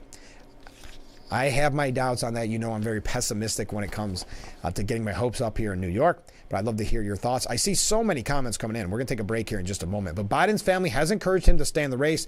They're saying Hunter Biden is the most vocal. The family, clearly frustrated with the team that prepared President Biden ahead of the debate, discussed whether any of Biden's top advisors should be fired and whether campaign staffing changes should be made. So imagine being with the president for a week. debating with him for a week. Because remember, he was practicing this debate for a week, and that's how he performed. But imagine doing all that work behind the scenes and then getting the blame because we saw the obvious cognitive decline of Biden. You can't train someone out of cognitive decline. They could have done 2 weeks of debate preparation, and it would not have helped, or a year. So Hunter is one of the strongest voices urging Biden to remain in the presidential race. This is coming from the New York Times. One of the strongest voices imploring Mr. Biden to resist pressure to drop out was his son, Hunter Biden, whom the president has long leaned on for advice, said one of the people who were informed about the discussion, who, like others, spoke, of course, on condition of anonymity to share internal deliberations. Hunter Biden wants Americans to see the version of his father that he knows, a scrappy and in command of the facts man, rather than the stumbling, aging president Americans saw on Thursday night. The outlet added that several members of the Biden family and Democrats, including John Morgan, have cast blame on former White House Chief of Staff Ron Klain, Anita Dunn, a senior advisor to Biden, and Bob Bauer, Biden's attorney. Prior to the presidential debate against Trump, Biden entered debate camp at Camp David, where he underwent intensive preparation and coaching. Morgan stated it would be like if you took a prize fighter who was going to have a title fight and put him in a sauna for 15 hours, then said, go fight. All right, we got more on this. Let's take a break because I have so many comments coming in. I want to read them when we come back. So stay with us. This is, Frankly Speaking, here on WYDC TV, Big Fox.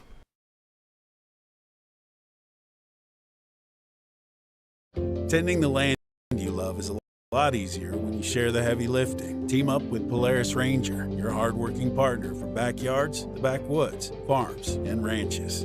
Ithaca Recreation Sports, Route 13 in Newfield. Get outside and ride. You can tear your old statements and bills and simply toss those old bottles of pills.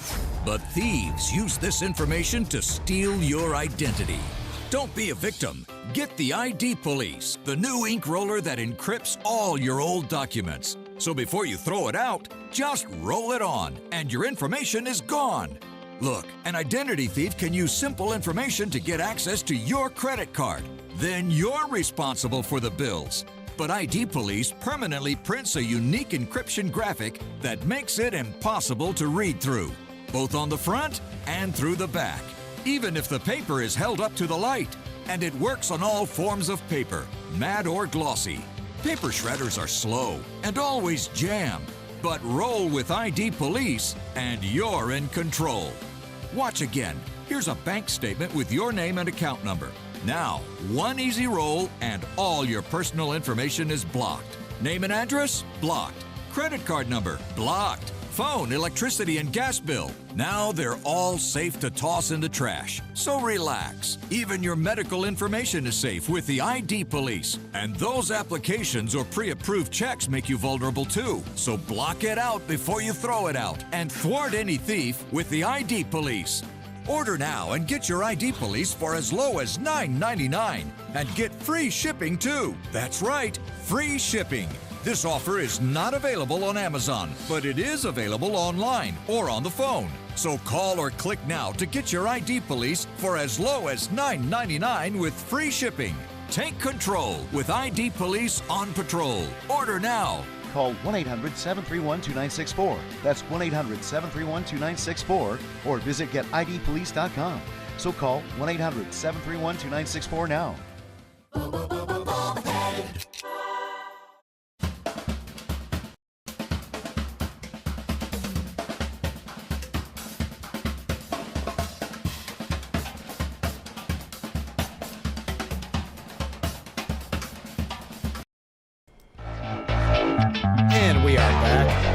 Our beautiful view of historic Market Street as we broadcast live from the Hesselson studio. Thank you so much for joining us this morning on your July 1st. Where's the summer going? So Axios is reporting that down ballot Democrats are distancing themselves from Biden after the debate. I don't ever want to see him here, said one lawmaker. Every single donor, and I'm only calling major donors, is furious and want him to step aside. Another House Democrat, who of course wants to speak anonymously, So the party members in his swing district or in the swing districts were freaking out about the prospect of Biden affecting the ticket. I'm not a frontliner, but Trump could expand the electoral map to a point where I'm in a 1 or 2 point race.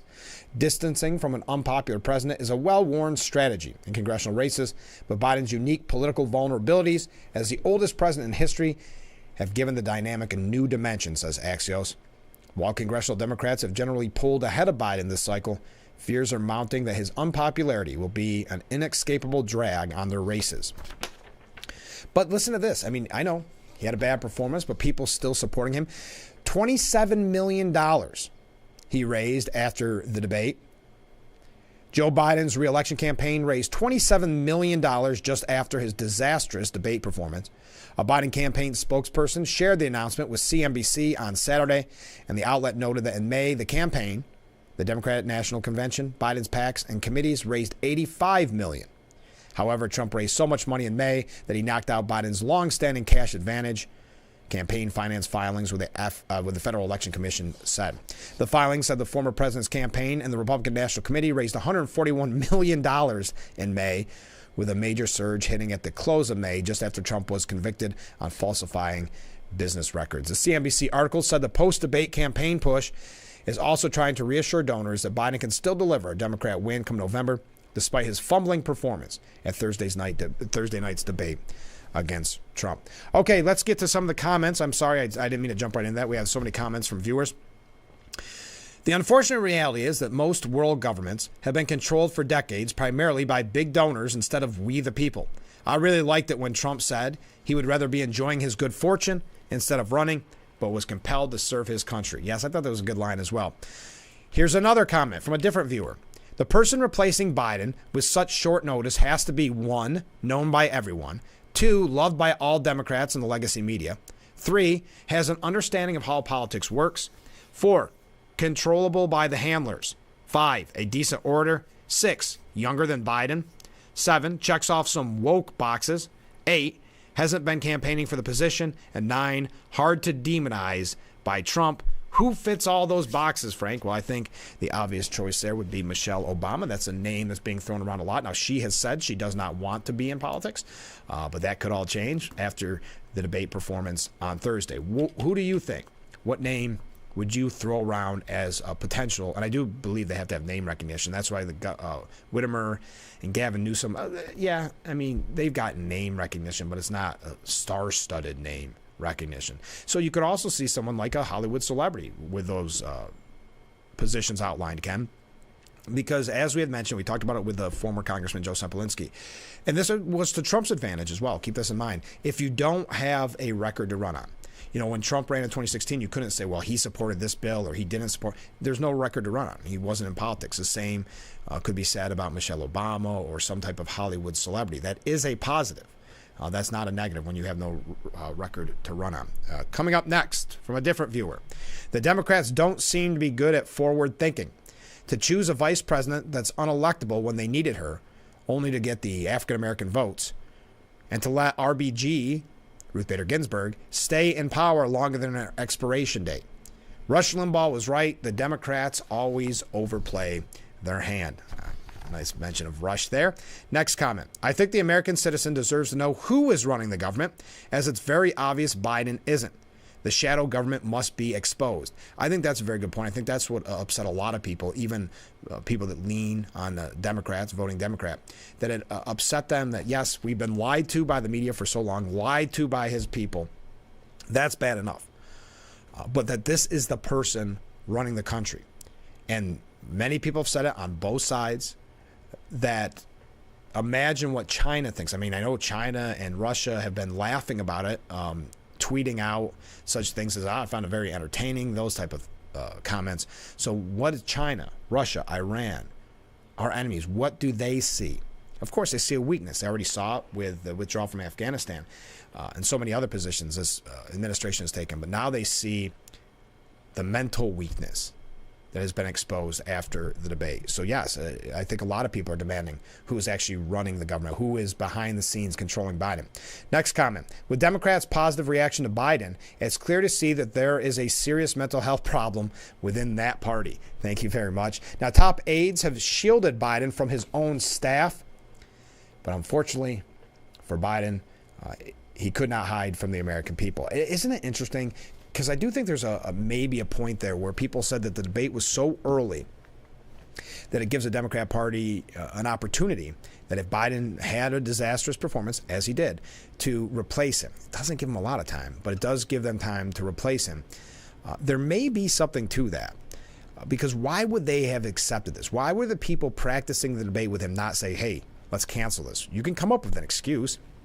He could have said, I'm not going to give Trump the platform to spew his lies. You know, it would have been very easy, and that's why I said from the beginning, and I'm eating crow over this, that I didn't think there would be a debate.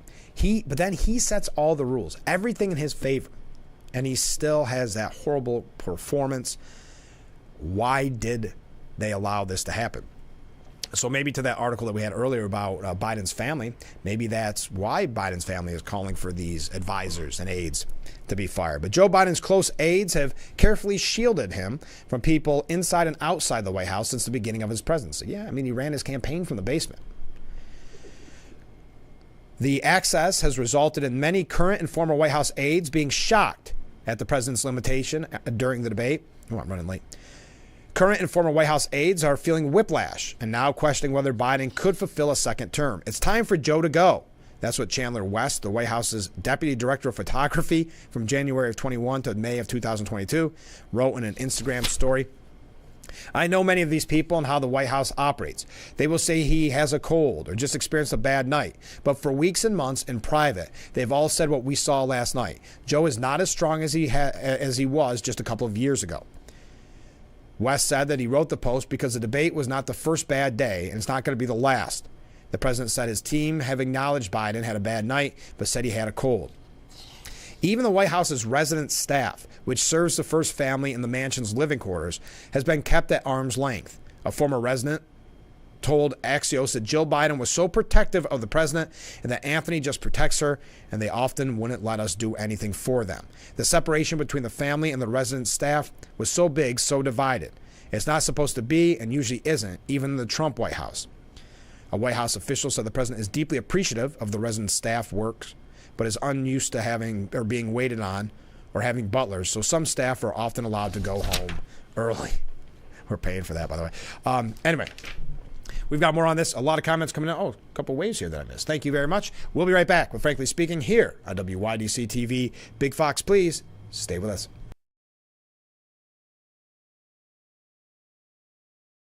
Experience the action, splashing, and excitement of the annual Watkins Glen Cardboard Boat Regatta from the comfort of your home this summer. Enjoy this local tradition and fun family event airing on Big Fox and My TV on the following dates and times.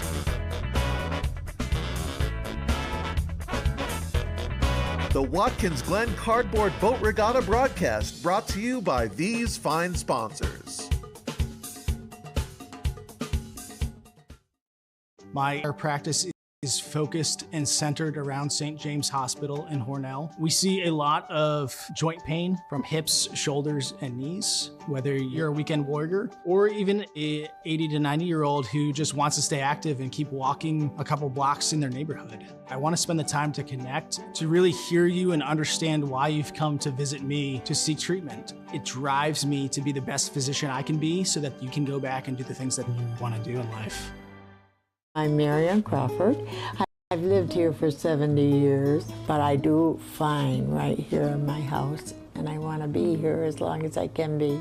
And I feel comfortable knowing that if something happened to me, someone would know because of the cameras that are installed in various spots in my home. That has been a wonderful gift to me to be able to have that security and that support from Full Circle America, and that's what it's all about.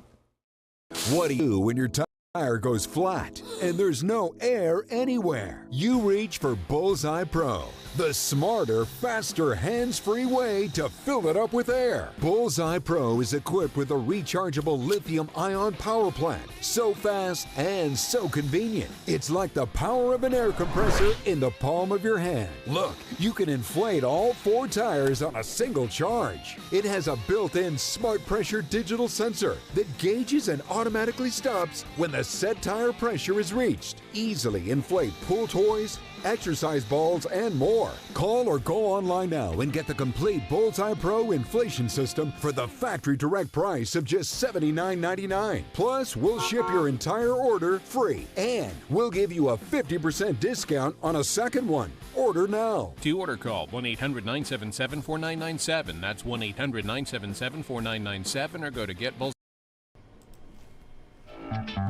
And we are back, broadcasting live from the Hesselson studio here on Marcus Street in Corning. So many comments coming in this morning. I really appreciate you joining us. Quote, they obviously don't want staff around Biden, as they don't want any whistleblowers with inside access to the fraud occurring daily. And we'll have more on that in just a moment. Another comment from a viewer. Did Biden really raise that much money after a scheduled debate? If I was the campaign chair, I would hold back reporting monies contributed prior to the debate and report them after the debate, so it looks like a big bump due to the debate. That's a very good point, Ken. Who knows if they really raised that? I would find that kind of shocking that they raised $27 million after that performance, when 72% of Americans are saying, registered voters are saying that he is not mentally fit for the job. It's hard to see many people donating. While many Democrats were left flabbergasted. Well, why? Well, because they were lied to, too. The outlets that they trust the most, the MSNBCs, the CNNs, lied to them and do that on a frequent basis, and they just keep going back to them. So they shouldn't have been flabbergasted if they could think outside the box for a moment, go to other media outlets like this here, like Frankly Speaking, but other outlets as well, to see the actual reporting. But remember, the White House told them, their own party told them, that the videos that they were seeing where Biden looked confused, they were cheap fakes. They never really explained what that meant, just said that they were taken out of context. Well, we saw on Thursday that they were not, that it wasn't a cheap fake. So Democrats should be mad at their own party, should be mad at the legacy media, because they lied to them. White House aides have been working behind the scenes throughout his presidency to minimize his exposure to situations where his cognitive slip-ups could flare up in public, and to adapt the day-to-day of the presidency to the needs of the 81-year-old Biden. Yeah, this should come as no surprise. He campaigned from his basement back in 2020. That was the on-running, almost became cliche comment. And that's what they wanted to do, in my opinion, this time. They may not be able to because of this concern by the registered voters. The commander-in-chief is seen as prone to absent-minded gaffes and fatigue outside of 6 hours a day, between 10 a.m. and 4 p.m. daily. And also, another addition to that, while he's traveling abroad. This coming, by the way, from the New York Post. For shorter stares when boarding Air Force One, to guiding him on jaunts over concerns about his gait and his penchant for appearing lost, his team has reportedly been forced to step up its efforts over time to shield him more and more. And the one thing I noticed was about that gait when he walked into the debate. I think that was when I was first not shocked, because I expected that in a way, but just how different the two opponents looked. And when he came in, the makeup issue looking so ghostly, as some have described it so pale. I know many of these people and how the White House operates. I mentioned this earlier. They will say he had a cold or a bad night, but for weeks and months in private, they've all said what we saw last night. Joe is not as strong as he was a couple of years ago. Now, the problem is a true secession plan does not exist, a Democrat campaign advisor told CNN. That's what makes all of this not just heartbreaking, but very problematic. Now, the White House has said not only does the president perform around the clock, but he maintains a schedule that tires younger aides, including foreign trips into active war zones, and he proves he has the capability by delivering tangible results that pundits had declared impossible, said White House Deputy Press Secretary Andrew Bates. Yeah, what did you think if you're the press secretary after watching that debate performance? That had to be kind of unsettling.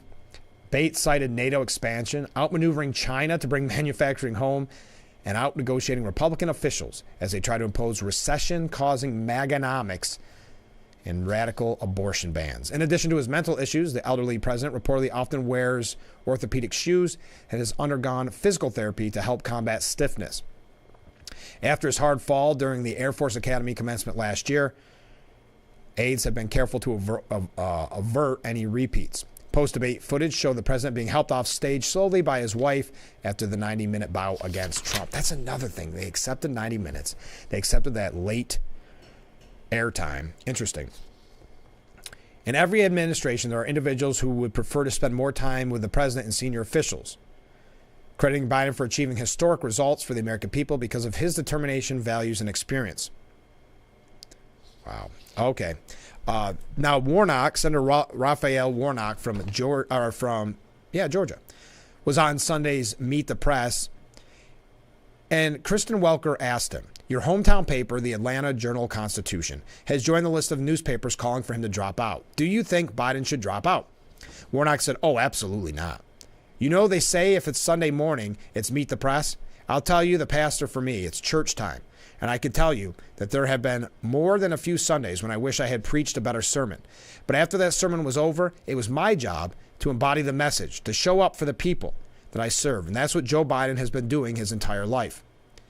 His entire life of public service. And over the last 4 years, he's been showing up for the American people. The question this morning is not, what is Joe Biden going to do? The question is, who has Donald Trump ever showed up for other than himself and people like himself? I'm with Joe Biden, and it's our assignment to make sure that he gets over the finish line come November, not for his sake, but for the country's sake. If you listen to Donald Trump, you have to come away with the conclusion that he thinks he's better than America. The opposite is true. America is better, a whole lot better than Donald Trump. So that's Raphael Warnock. Oh, man. Boy, this show is going fast. Sorry. Jamie Raskin said, Representative Jamie Raskin said over the weekend, this is what a real political party looks like, and this is what a real political party does. Obviously, there's a big problem with Joe Biden's debate performance, and there's also just a tremendous reservoir of love for Joe Biden in our party. So this makes it a difficult situation for everybody. But there are very honest and serious and rigorous conversations happening at every level of our party because it is a political party and we have differences in point of view. We are having a serious conversation about what to do. One thing I can tell you is that regardless of what President Biden decides, our party is going to be unified. And our party also needs him at the very center of our deliberations and our campaign. And so whether he's a candidate or someone else is the candidate, he is going to be the keynote speaker at our convention. He will be the figure that we rally around to move forward and beat the forces of authoritarianism and reaction in the country. It doesn't sound like a ringing endorsement, does it? Senator Chris Coons from Delaware said on This Week that Biden was the only Democrat who could defeat President Trump. So that is the new talking point. If you're not familiar, if you're just joining us, that if you thought the debate performance was bad and you're calling for Biden to resign or saying he doesn't have the capability to be president, you are a part of the bedwetting brigade. And also, we learned that Biden is the only one that can defeat former President Trump. I'm not going to go through all of his comments here, Chris Coons, but he says, as you've seen over many years, it is always a bad bet to bet against Joe Biden. I was with him when he announced in Philadelphia in 2019, and most of my colleagues said, oh, he's too centrist. He's too white. He's too moderate. What? Too moderate? Whoever said that? And I was with him in New Hampshire when folks counted him out in the primaries.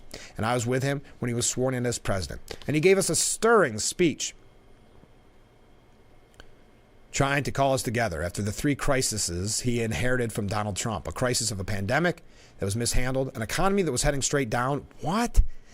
And frankly, the assault on the Capitol on January 6th, which led to a crisis of democracy. Anyway, you get the idea. We got to take a short break. Stay with us. Keep those calls coming in. You can leave a voicemail or you can leave a text, but we do have to take a short break. This is Frankly Speaking here on WYDC TV. Big Fox, stay with us.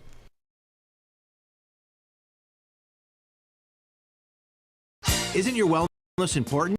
Don't you want more energy? Now's the best time to make every day better and relieve those achy muscles and pains than with the Hesselson's Hot Tub. Hesselson's has hot tubs in stock and available for immediate delivery with unbelievable savings. Hesselson's offers 0% interest-free financing for up to 5 full years. Hesselson's carries the only hot tub brand in the industry with the exclusive freshwater salt system that is eco-friendly and easy to use and only enhances your hot tubbing experience. Come in today and see why your next hot tub should be a Hesselson's hot tub. And remember, it's always fun to poke in the corners at Hesselson's.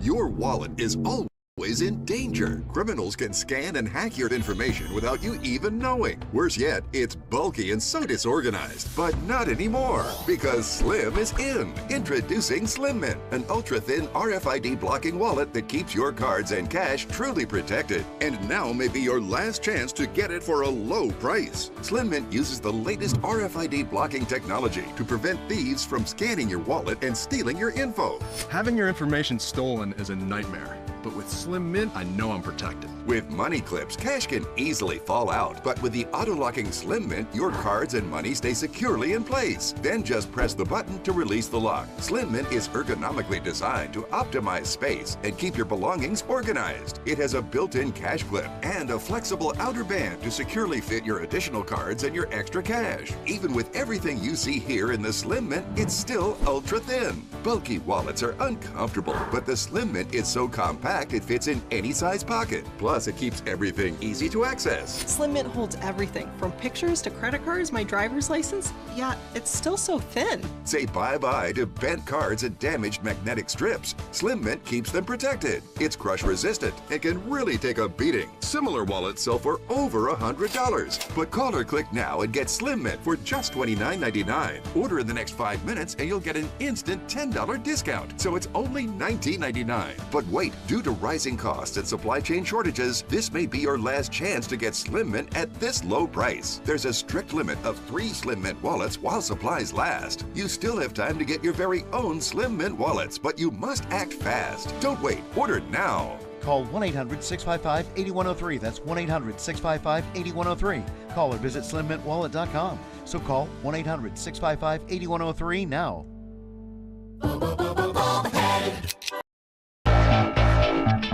And we are back. Look at that picturesque view of historic Market Street as we broadcast live from the Hesselson studio. Thank you so much for joining us this morning. Now, I know many of you depend on Dr. Fauci to tell you what to do. Well, he says Biden's bid for second term is an individual choice, but he recalls his positive experience with the president. I think it's just an individual choice, and you really can't generalize. Okay. You know what their passion is, what their energy is? Those are the kind of things. Another comment from a viewer here.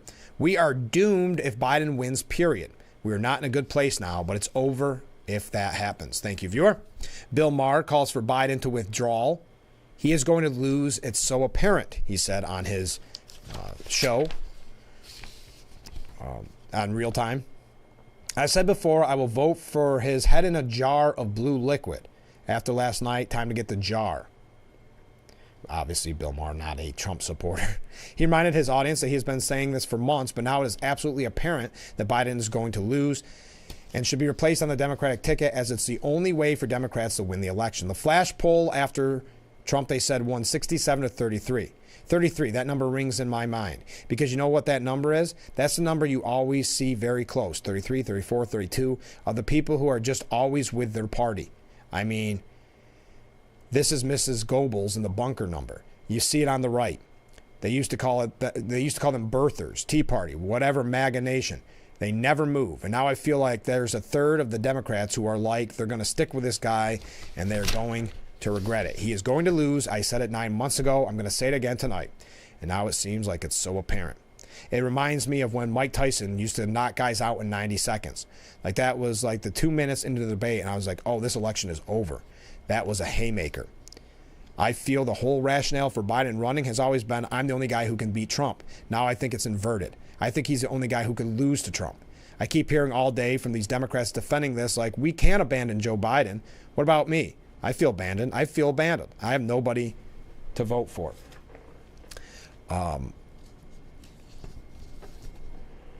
New Yorker magazine, the editor, David Remnick, told Biden that he should quit.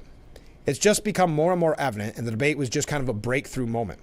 The column is the latest salvo from a media elite demanding Biden step down. Those making the call have included Biden's long-term friend, Thomas Friedman, that came out over the weekend, who wrote in the New York Times that he wept. Yes, he wept as he watched the debate. Remnick told the Beast that unlike others, he does not have a personal relationship with the 46th president. I don't know Joe Biden. That's not my role. Watching Thursday's debate, observing Biden wander into senselessly on stage was an agonizing experience and is bound to obliterate forever all those vague and qualified descriptions from White House insiders about good and bad days. You watched it, and on the most basic human level, you could only feel pity for the man and more fear for the country. That's a very good point. Fear for the country. I've been surprised. I will say, I think the mainstream media overall has been careful to walk that line so that if he does stay in, they didn't call for his complete resignation or question his mental health. But there has been others, New York Times in this case, Resnick from the New Yorker, calling for him to resign. Biden's campaign wages desperate bid to save his re-election campaign after debate debacle. That's according to CNN and Stephen Collinson. Let us not make a judgment about a presidency on one debate, said Pelosi. Let's talk about what it means to people in their lives. The difference between Joe Biden and the former president is clear. The president's family, who would be critical in any decision about the future, currently believes Biden should stay in the race, is what is being reported. Republicans are doubling down on the issue. All of America saw it. And you know who else saw it? Our adversaries saw it. Putin saw it. Xi saw it. The Ayatollah saw it, said Doug Burgum.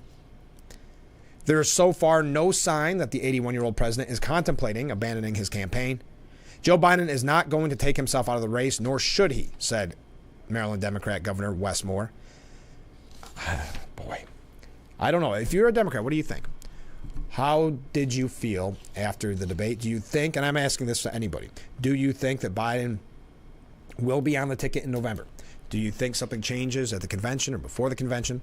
And if he isn't on the ticket, who do you believe will be on the ballot in November? But we got to take another short break. Stay with us. This is Frankly Speaking here on WYDC TV, Big Fox.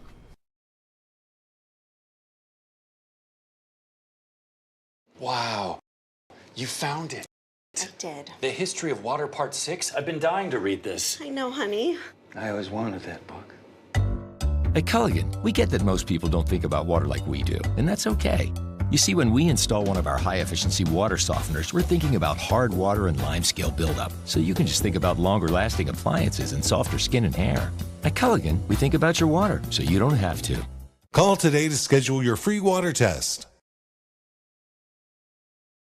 What's up? What I'm about to show you is going to change the way you shave your head forever. You can shave your head in 90 seconds or less. With no cuts or nicks. It's 100% waterproof. It even works in the shower. Introducing Remington's Balder Boss. With increased flex and 5 dual-track floating head design, get over 60% more head coverage for a faster, closer shave and skin-close results. No nicks, no scrapes. Fit in the palm of my hand, and the results were amazing. Shave in the shower or with any foam or gel. With Japanese-grade steel blades, plow through the thickest of hair. Anytime, anywhere. There's even a pop-up trimmer to complete your perfect groove. Now, you can try the Remington Balder Boss in your home for 30 days for just $14.99. Complete with a 5-year limited warranty and 100% satisfaction guarantee. You can also get our ear, nose, and brow trimmer free. Just pay separate processing and handling. Give it a try.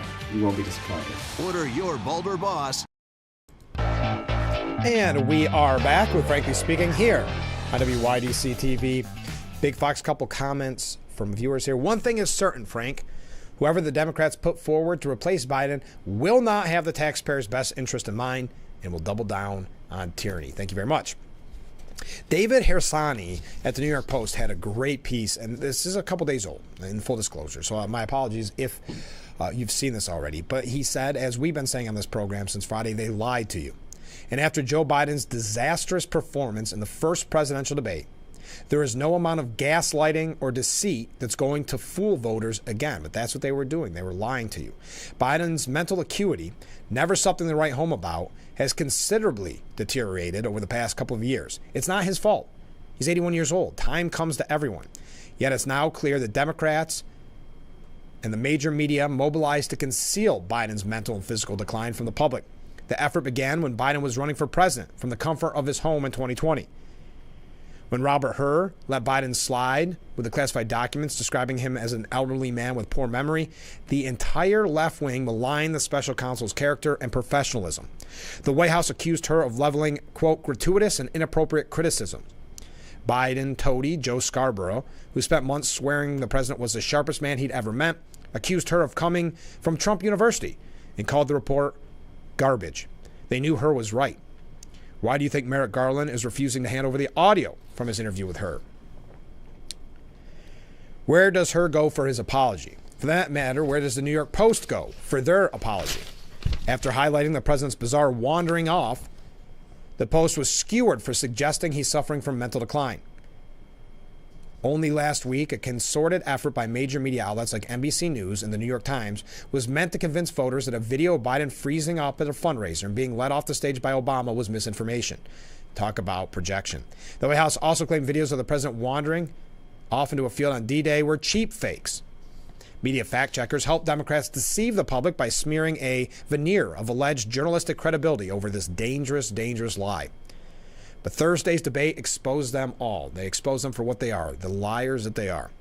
In mere days, the entire left-wing pundit sphere has gone from praising Biden's uncanny mental acuteness to demanding Democrats start a conversation about replacing him. They are shameless. Democrats aren't freaking out because they just discovered Biden isn't up for the job. They are freaking out because everyone else has discovered it. There's no going back. Replacing Biden has always seemed somewhat far-fetched. It's a logistical nightmare for Democrats. Plus, there are so many built-in advantages to the incumbency. But Biden's performance changes the calculus for Democrats, or rather, the truth does. It's still a big lift, of course. First, there's the question of convincing the president, who has a huge ego, to step aside. Would Democrats really use the 25th Amendment and declare Biden unable to discharge his duties and power of the president? It seems unlikely. The unintended political fallout could be devastating. Then there's the matter of who takes over. Surely, there could be a fight between top Democrats for the nomination. Why wouldn't they back Kamala Harris, who was put on the ticket for this very eventuality? And if not Kamala, why are Democrats throwing the first black woman vice president to the curb?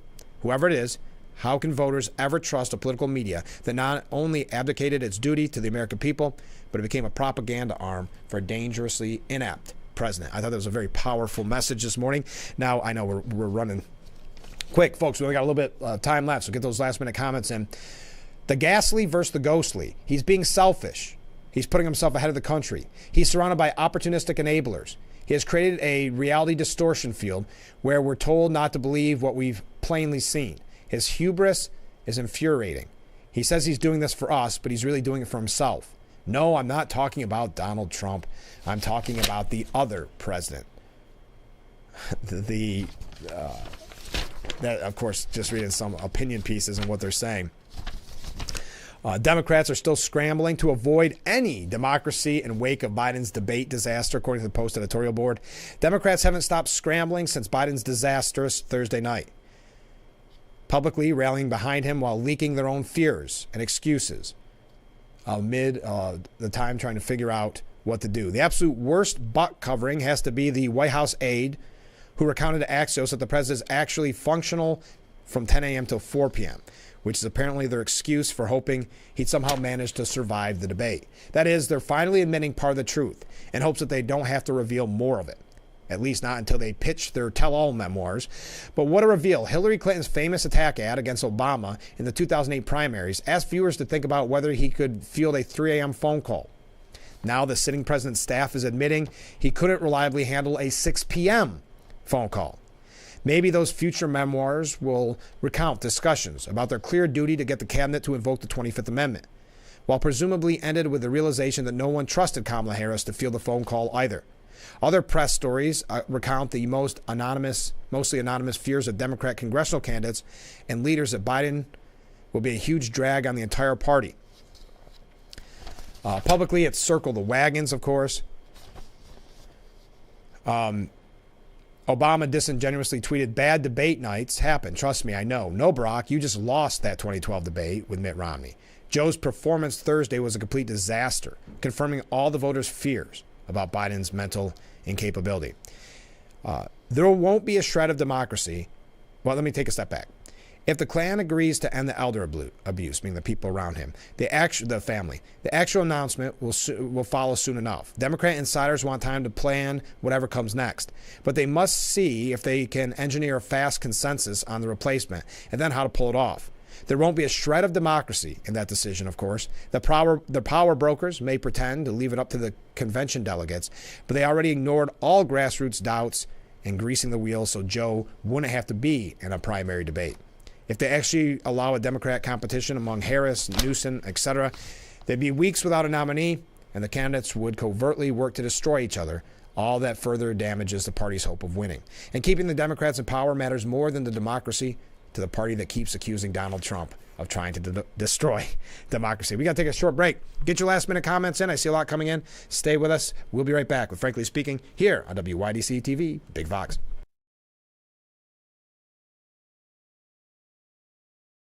If you or a loved one regularly used hair relaxers or straighteners and were diagnosed with uterine, ovarian, or endometrial cancer, you may be entitled to significant financial compensation. I've used hair relaxers for years. I had no idea they could cause cancer. Chemical hair relaxers and straighteners have been linked to serious conditions, including several types of cancer. How do I know if I have a case? Call 844-292-6222 and consult with one of our attorneys to find out if the products you used are part of the lawsuit. Your eligibility will also depend on how often you use these hair products and your specific cancer diagnosis. If you regularly used hair relaxers or straighteners and were diagnosed with uterine, ovarian, or endometrial cancer, call us now.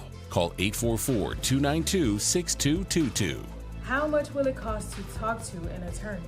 There is no fee unless we win your case. Call 844-292-6222 for your free case review. The Bix website is here now. WYDCTV.com. Local and national news that keeps you informed and involved. WYDCTV.com. Today's weather, up to date and in your town. WYDCTV.com. Sports news, local events, and health stories that affect you. WYDCTV.com. The Big Fox website. Your news here now. WYDCTV.com.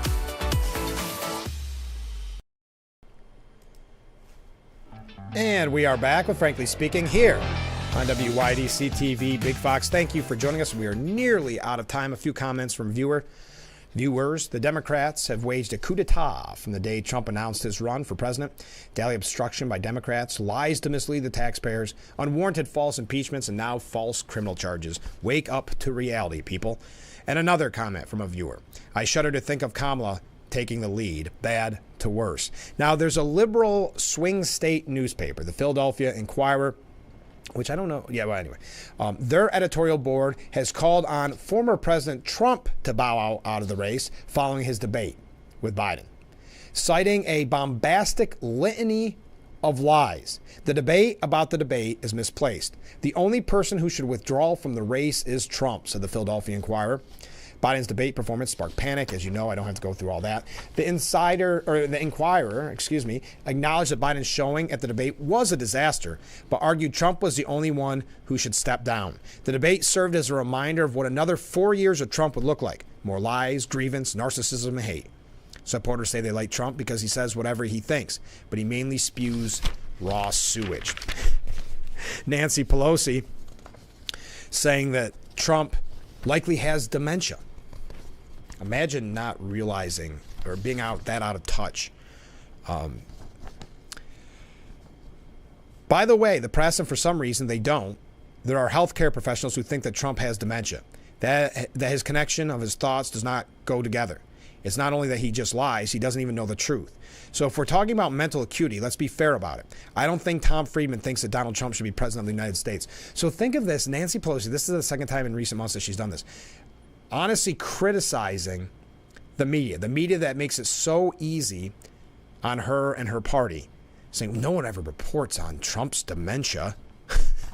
Imagine, wow. Trump may be the first Republican to win New York and New Jersey in decades, says a GOP leader. Again, I'm very pessimistic about this, but I'm mentioning it to you. Even if carrying the blue state is a long shot, party insiders and independent analysts expect Trump will do strongly enough in the suburbs that he can help Republican House incumbents defend seats they won in 2022 and maybe even make gains. Trump can win New York just like Ronald Reagan did in 1980, said New York State Republican Party Chairman Ed Cox. A recent Siena College poll had Trump trailing Biden by single digits, 8 percentage points in the Empire State. Whew. A Trump campaign insider claimed internal polling also shows the contest in New Jersey is a toss-up. Ed Cox said Reagan won because of stagflation under Carter. New York, a Democratic stronghold for decades, is within reach for Trump. While New York is a blue state, it's more blue-collar blue than Upper West Side blue. Now, Nikki Haley warns Trump to prepare for a younger rival. And then, again, renewed calls for a cognitive test. They're going to be smart about it. They're going to bring somebody younger. They're going to bring somebody vibrant. They're going to bring somebody tested. This is a time for Republicans to prepare and get ready for what's to come, because there's no way that will be a surviving Democratic Party if they allow Joe Biden continue to be a candidate. But like they said, it's going to have to be someone that everybody in the party can support, so there's not this infighting. So there's not these weeks without a candidate. But to Nikki Haley's point, the New York Post editorial board says that Nikki Haley is right. We totally get why Trump hasn't brought Nikki Haley into his inner council after he trounced her during the primaries. But we hope he heeds her warning in the wake of the debate.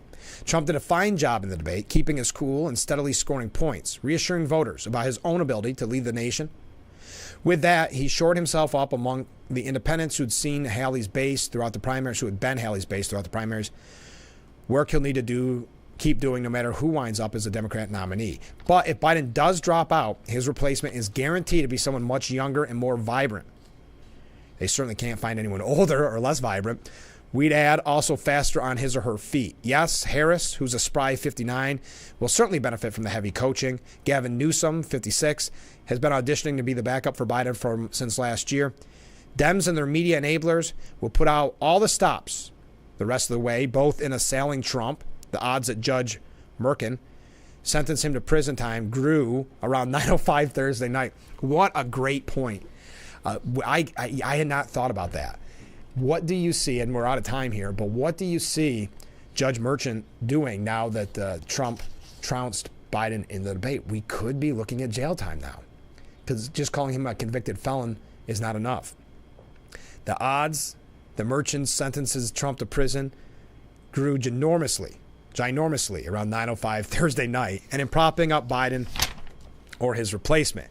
If the next debate comes in September as planned, don't expect the ABC moderators to be as generally fair as CNN's were. The left is already screaming for them to do in debate fact-checking just for starters. In-debate fact-checking. The more Trump can keep upping his game, the better he'll do in November, and the more support he'll have in the next Congress. Meanwhile, as Haley also notes, the nation's in for rough sledding before Trump can take office. Our enemies just saw that they have between now and January 20th to do whatever it is they want to do. It looked like Trump was on his way to an electoral college landslide even before the debate, but the stakes got even higher that night. Let's hope he can keep it up to unite us as much of the nation as possible behind him, despite the fact facing the next president is now even larger. Trump looks to carry the debate momentum into a critical stretch before the GOP convention coming up in no time. Now we've got his sentencing coming up in 10 days. Here's another comment from a viewer before we wrap up this hour.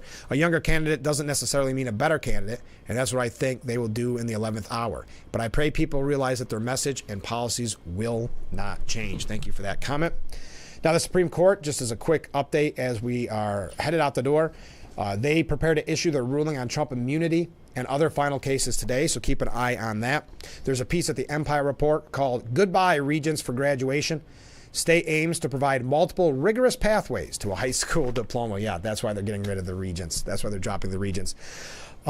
What's pushing New Yorkers to leave the state? The Times Union asks. Well, we don't have the time. We didn't have the time if we started right at the beginning of the show. But that does it for us this morning. Thank you for all the comments. Thank you for all the waves. We will be back tomorrow morning starting at 6 a.m. for a full 2 hours of all the news that you need to know. So I hope that you will tune in starting at 6 a.m. I hope that you have a great day. This is Ben Frankly Speaking, broadcasting live from the Hesselson studio here on WYDC TV, Big Fox. Have a great day, everyone, and we will see you tomorrow morning, bright and early. I look forward to it already. Have a great day, everyone.